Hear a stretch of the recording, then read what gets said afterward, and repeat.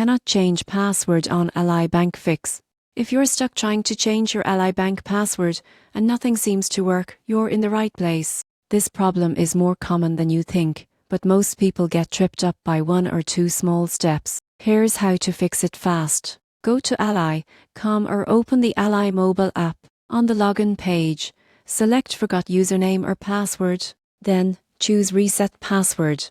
You'll be asked for your username and the email address linked to your account.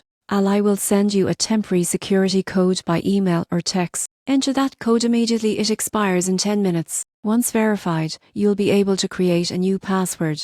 Make sure your new password includes at least 8 characters, 1 capital letter, 1 number, and 1 special symbol. Ally's system also prevents you from reusing your last 5 passwords for extra security. If you don't get the code, check your spam or junk folder, and if your contact info is outdated, you'll need to call Ally customer care to verify your identity and update it. Another common issue comes from browser data.